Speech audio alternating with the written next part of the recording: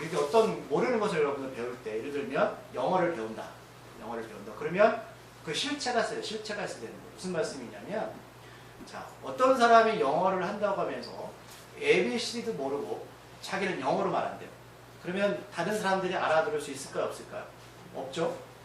무슨 말씀이냐면, 우리가 영어를 배운다는 것은 그 실체 ABCD라는 알파벳을 기준으로 해서 배우는 거예요. 그래서 애플 그러면 단어가 어떻게 되죠? 애플 APP 네? 배워 APPLE 그래서 한국 사람이 독일 가서 독일 말을 몰라도 애플 그러면 독일 사람이 사과를 줄 수 있는 거죠.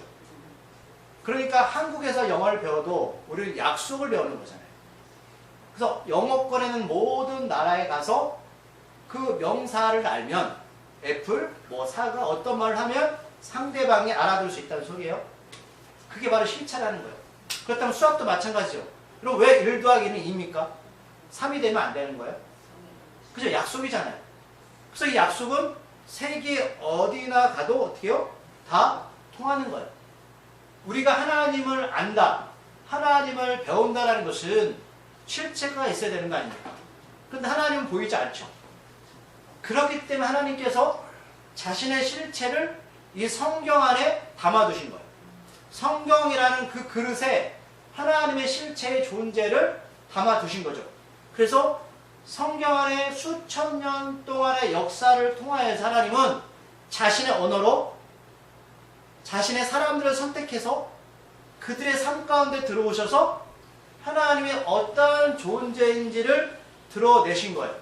그래서 우리가 아브라함의 인생을 보면 하나님을 알 수 있고 또 지금에 와서 우리 우암중앙교회에서 또 사랑마을교회 임집사님의 인생을 보면 하나님을 볼 수가 있어요. 단지 성경은 특별하게 몇몇 사람들의 인생을 기록해 놓은 것 뿐이지 우리도 우리 삶 가운데 하나님을 드러내는 하나님을 나타낼 수 있는 인생을 살아가야 되는 거죠. 그래서 하나님께서는 최종적으로 성경을 쭉 읽다 보시면 2000년 전에 예수님이 이 땅에 보내셔서 33년 동안 이스라엘 백성들과 함께 사시게 한 거예요. 이유는 뭐다? 사람들이 보이지 않는 하나님을 잘 믿지 못하니 하나님께서 전에는 하나님의 창조물인 사람들을 통해서 자신을 드러냈지만 자신이 직접 말씀이 예수님이 되셔서 이 땅에 오셔서 물론 성경에는 30살 이후에 공생의 기간 3년 동안의 삶이 집중적으로 기록되어 있지만 그 삶 가운데 제자를 함께 하시고 또 부활하셔서 여러 사람들한테 보이신 거예요. 가르치시고 전파하시고 고치시면서 내가 어떤 존재인지를 분명하게 드러내신 것이죠. 그래서 사람들은 하나님을 보고 싶어 라고 말하지만 하나님은 수천 년의 역사를 통해서 또 마지막엔 예수님을 통해서 자신을 드러내신 거예요. 그런데 예수님께서 이 땅에 교회를 허락하셨는데 교회 공동체 안에 많은 사람들이 하나님의 사람들이 모여들기 시작했죠. 그런데 우리가 말한 상세한 부분을 예수님은 가르쳐줄 수 없었어요. 오직 핵심 복음 어떻게 하나님의 백성이 되는가 어떻게 하나님의 자녀로 살아가야 되는가 이런 부분은 쭉 말씀하셨지만 교회 공동체 안에 여러 사람들이 들어오잖아요. 특히 2000년 전에 예를 들면 어떤 사람이 들어왔냐면 그때 노예도 있었잖아요. 주인도 들어오고 종도 들어왔어요. 자, 우리가 교회 안에 들어오면 다 형제 자매예요 라고 말하지만 2000년 전에 바울이 세운 교회 안에 와봤더니 내 주인이 왔어요. 근데 이 사람 내 노예예요. 노예는 사람이 아니거든요. 그러면 우리는 형제 자매라고 말하지만 우리가 예배 드리고 세상 가면 주인과 종의 관계는 변하지 않잖아요. 그럼 어떻게 살 겁니까? 이런 부분들이 걸리잖아요. 여러분 저기 그 김제교회 가면 전북 김제에 있는 그 금산교회가 있는데 금산교회가 어떤 교회는 유명한 교회인데 교회 건물이 기역자예요. 한글로 기역자. 남 놓고 기역자도 모른다 라는 말 있죠. 자, 그럼 왜 기역자 건물로 졌냐면 이 금산교회는 1905년에 미국의 선교사 데이트라는 사람이 세운 교회인데 조선 말이잖아요. 이때는 잘 아시겠지만 남녀가 같이 자리를 함께 할 수 없었어요. 성경에는 남녀가 평등하다고 가르쳤지만 교회 와보니까 같이 자리에 앉을 수 있을까요? 없을까요? 없죠. 그래서 교회를 기역자로 만들었어요. 그러면 기역이 만나는 꼭지점에는 목사님이 설교를 하시고, 네, 문이 달라요. 한쪽에는 남자들이 예배드리고 한쪽에는 여자들이 예배를 드리는 곳이 바로 이 김제의 금산교회 기역자 교회입니다. 그런데 교회에서 가르치는 거죠. 남녀는 평등합니다. 아멘 하지만 집에 가서 아내가 목사님이 남녀가 평등하대요. 당신이 밥해요. 1905년도에. 그렇게 하면 어떤 일이 벌어질까요? 응? 쫓겨나요. 싸움이 나겠죠. 그러니까 무슨 말씀이냐면 이 교회 공동체 안에 우리가 성경 안에 없는 그런 삶의 부분들이 이렇게 시대마다 다르게 일어날 수 있다라는 거죠. 지금 여러분 남녀 평등해서 누가 더 높아요? 남자가 높지 않아요. 큰일 납니다. 여자가 높죠. 예, 인권에 어긋나는 말씀을 하시는 거죠. 근데 불과 100년 전만 해도 남자가 우월했잖아요. 근데 오늘 말씀이 그거거든요. 자, 고린도 교회에 2000년 전에 교회를 세웠지만 어떤 사람이 왔냐? 보이지 않는 불평등이 있는 거죠. 가난한 사람, 부자. 지금도 마찬가지죠. 많이 배운 사람, 그렇지 않은 사람. 건강한 사람, 건강하지 않은 사람. 근데 이런 부분 여러분들 제법 규모가 있는 교회 가시면 더 많이 느끼세요. 어떤 목사님은 비서도 있어요. 목사님 만나려면 비서를 통해서 만나야 돼요. 어떻게 그렇게 할 수 있을까? 예, 맞아요. 그건 잘못된 게 아니라 그럴 수 있죠. 예, 그럴 수 있죠. 어떤 성교회는 의사들만 모이는 유료 성교회가 있고요. 어떤 성교회는 사업하시는 분들만 모이는 사업 성교회도 있고, 어떤 성교회는 변호사, 판사, 검사만 모이는 법전 성교회도 있어요. 근데 물론 성교회에서 모였지만 나는 유료인 성교회에 들어가고 싶으면 이대를 가셔야죠. 그게 들어갈 수가 없죠. 그리고 어떤 데는 성가대를 살려면 오디션도 봐야 돼요. 우리는 성가대를 하고 싶어도 사람이 없어 못하지만 어떤 데는 오디션도 봐야죠. 무슨 음대 나왔어요? 무슨 악기를 연주하죠? 자, 어떤 교회에 실제 일입니다. 장로님을 세우게 되었습니다. 장로님을 임직자를 세웠는데, 그래서 그런 일화가 있어요. 어떤 교회마다 임직자를 세울 때마다 교회 봉고차가 바뀐답니다. 교회 봉고차가 무슨 뜻인지 아시죠? 네. 서울의 어떤 교회에서 장로님을 세우는데 굉장히 큰 교회죠. 그런데 이제 안수사님이 장로님이 되시는 건데 부목사님도 많겠죠. 부목사님들 전화를 합니다. 그 교구마다 시설님들 계시니까 집사님, 네, 목사님 전화하셨어요? 왜요? 저 교구에 그 안수사님 이번에 그 피택 되신 거 아시죠? 알죠. 그 집사님이 이번에 감사해서 감성금을 드린다고 하는데, 근데 기본액을 정해준대요. 기본액 100원이다. 그분이 300원을 하신다고 하는데, 집사님이 못 배운 게 뭐 있습니까? 그분보다 배운 게 덜해요. 얼굴이 못생겼습니까? 버시는 게 덜 벌어요. 저기 집사님 좀 마음이 그렇지 않으세요? 그렇게 정말 전화를 돌린대요. 그러면 그분이 전화를 받고 어떤 마음이 들까요? 아니, 나도 장모가 되는데 내가 그렇게 할 수는 없지? 그렇게 한다는 것이죠. 여러분, 제가 이게 잘못되었다고 말씀드리는 게 아니라 이 자은함으로 하면 기쁜 마음을 될 수 있어요. 그러면 그게 무조건 잘못되다고 생각하시면 안 되죠. 내가 하나님께 기뻐해서 인직해서 하나님께 드려지는 것. 그런데 가난하고 병것 없는 분들이 이런 전화를 받으면 어떤 생각이 들까요? 빨리 대출받아. 난 질 수 없어. 할 수 있겠죠? 그러면 그런 분들이 정말로 우리가 오늘 본문에 나오는 교회 공동체 안에서 형제 자매가 될 수 있을까요? 우리 교회도 봉고차를 바꿔야 되는데 임직실 좀 해야 될 것 같아요. 여러분, 이게 정말 가능할까요? 가능하다고 생각하세요. 제가 고민이 그거예요. 제가 개척하면서 이런 불합리한 일들이 교회 안에 벌어질 때에 목사가 이렇게 하자고 다 하는 건 아니죠. 이런 일들을 어떻게 지혜롭게 해결할 수 있을까? 앞으로 또 마찬가지지만. 근데 오늘 이제 그 본문에 오늘 그런 일들을 바울 선생님이 기록해 놓은 거죠. 근데 바울 선생님은 예수님 믿기 전에는 정말 힘이 셌던 사람인데 그 예수 믿고 나서 이렇게 고백하죠. 나는 가난하게도 때론 부하게도 때론 유대인처럼 때론 이방인처럼 살았다. 뭐 때문에? 복음 때문에. 이런 경험이 있었기 때문에 구체적으로 오늘 본문에 이런 것들 우리에게 고민하는 겁니다. 그래서 바울 선생님은 신앙은 삶이다라는 거죠. 우리가 예수 믿는 사람처럼 살아가면서 교회 안에서는 그럴듯하게 살아가면서 교회 밖에서는 그렇지 못하게 살아가는 모습들이 너무 많죠. 저도 그렇지만 그게 바로 구원받은 백성이니까요. 우리들의 몸은 하나입니다. 오늘 말씀하는 거예요, 바울 선생님이. 그런데 엄밀히 보면 하나이지만 여러 기관들이 협력해서 하나가 되는 거잖아요. 그러니까 저는 바울 선생님이 이 비유가 너무 좋은 거예요. 어떻게 이런 생각들이 나오지? 어디서 배운 거지? 팔, 다리, 눈, 귀 그리고 몸에 보이지 않는 여러 장기들이 그 역할이 다르지만 다른 기관을 인정하고 배려하기에 원활하게 돌아가는 거잖아요. 우리가 하나가 된다는 거, 형제자매로 우리가 인정한다는 것은 그게 될 때 가능한 거잖아요. 그런데 나의 장기가 아니라 타인 어떤 저 사람이 눈을 보면 멋있어 보여요. 그러면 이상 반응이 나는 거죠. 그래서 우리가 다른 사람이 심장 이식 받으면 면역제를 먹잖아요. 그 면역제는 뭘 속이는 거냐? 머리를 속이는 거거든요. 그 심장이 진짜 네 거야? 근데 내 게 아니잖아요.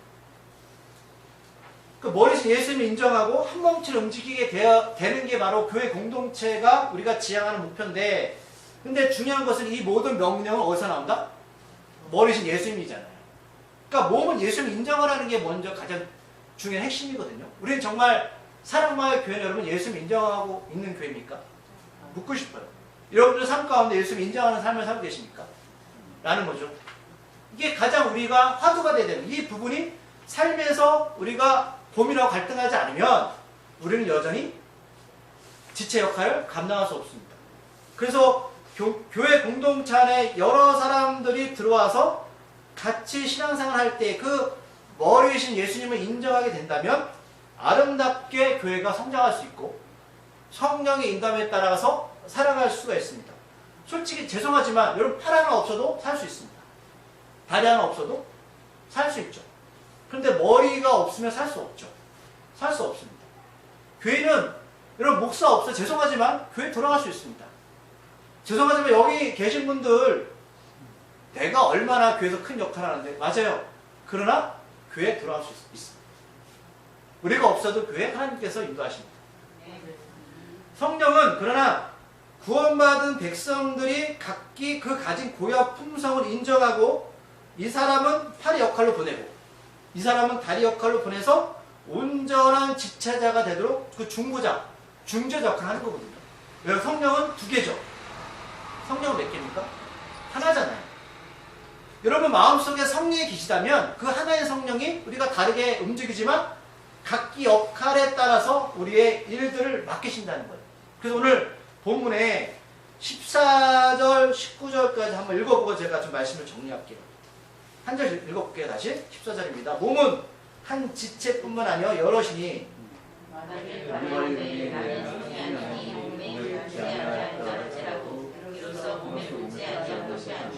또 귀가 이르되 나는 눈이 아니니 몸에 붙지 아니하였다 할지라도 이로써 몸에 붙지 아니한 것이 아니니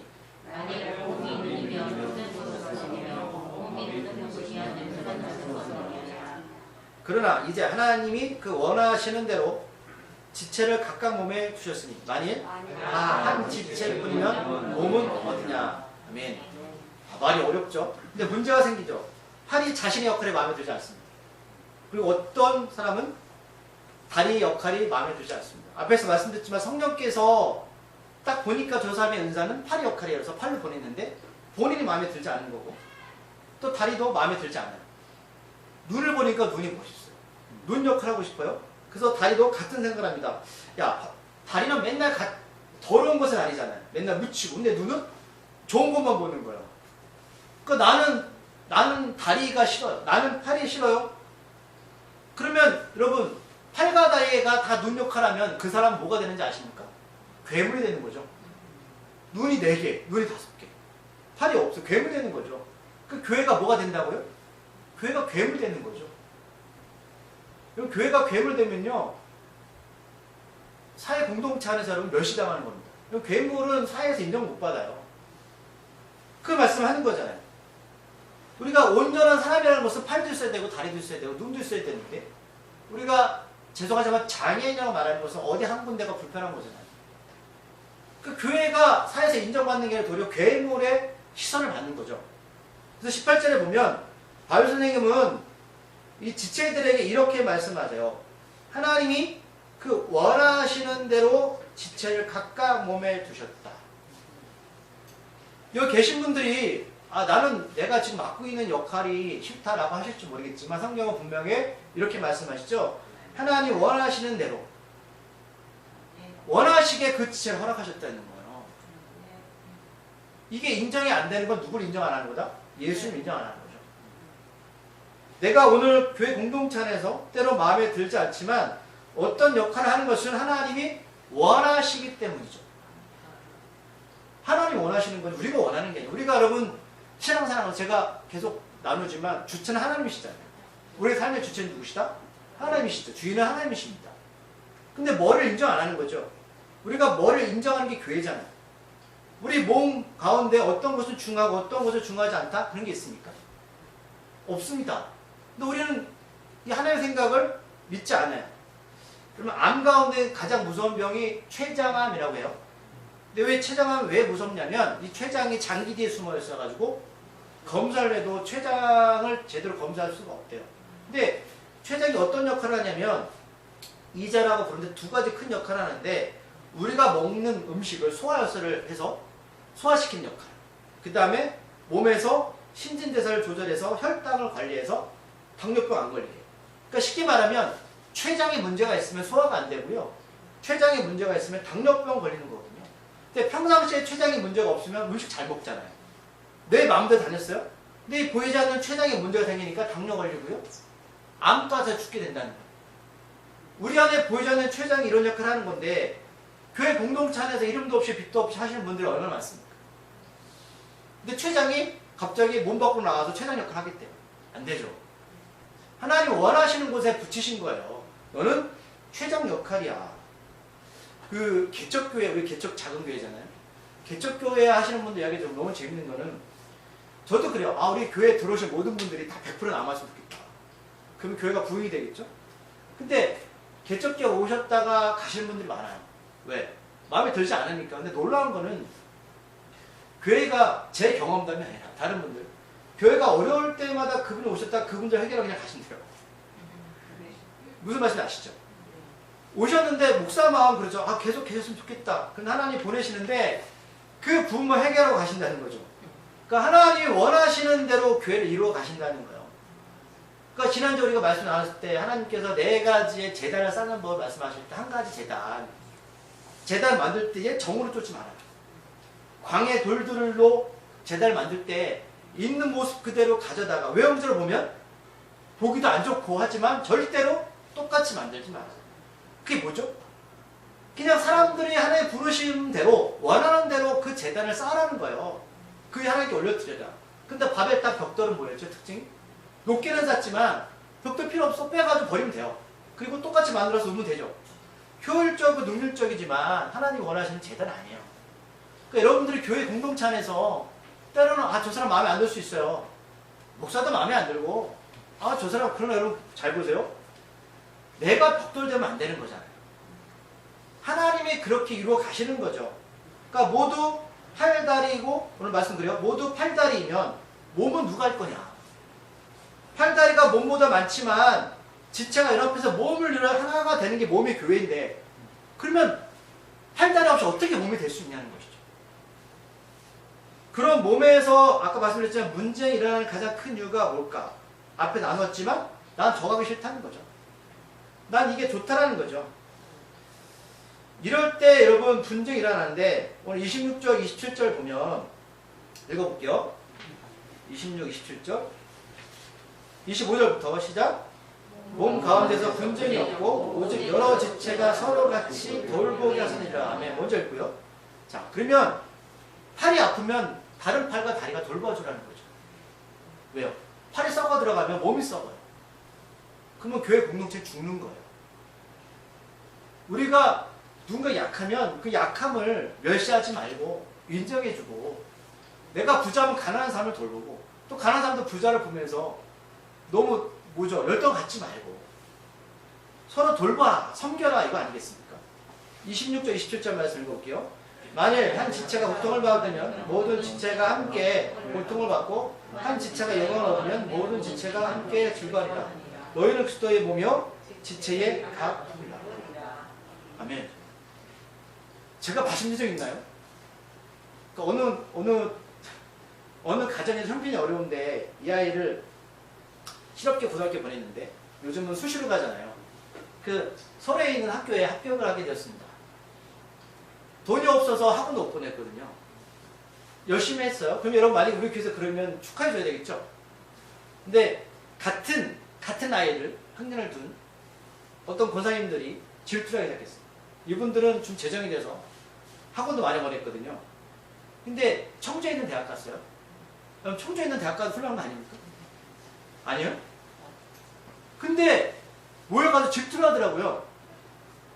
여러분, 이게 하나님 원하시는 곳에 지체 역할을 하는 게 아니잖아요. 그 어려운 형편에, 그러니까 실업계 가서 열심히 해서 서울에 있는 학교를 진학했으면 칭찬해주고 격려해주고 해야 되는데, 그러니까 본인들은 투자했는데 아이들이 청주에 대학 갔다는 거죠. 그럼 이게 오늘 말씀하는 서로 같이 돌봐주고, 한 지체가 고통받으면 고통을 같이 나누고 즐거워하고 기쁘면 즐거워하는 그런 공동체는 안 돼요. 그건 썩어 들어가는 공동체. 저는 우리 교회가 그렇게 되지 않기를 바랍니다. 저는 여러분들 잘 되면 저는 너무 좋아요. 별로 이렇게 와닿지 않으세요. 저는 한국에서 독일 가는 거 너무 좋아요. 네. 여러분들 정말 잘 됐으면 좋겠어요. 저희 자녀보다 여러분 자녀들이 저 잘 되는 게 같이 좋아요. 여러분, 우리가 그런 공동체가 돼야 되는 거죠. 그렇죠? 자, 우리 이제 보면 28절부터 이제 31절까지 보시면, 이어서 그렇게 이제 설명하는 거예요, 바울이. 그래서 은사 받은 사람들이 첫째는 사도, 둘째는 선지자, 셋째는 교사. 이거 보면서 사람들이 그럼 첫째가 사도니까 높은 거 아니야? 그게 아니라, 높고 낮은 말씀하는 게 아니라 역할의 단을 말씀하는 거죠. 왜 이렇게 세웠냐? 서로 돕고 서로 협력하라는 것이죠. 그러면서 29절부터 보면 다 사도겠느냐, 다 선지자겠느냐, 다 교사겠느냐, 모두가 팔이냐, 모두가 다리냐, 그렇지 않다는 거예요.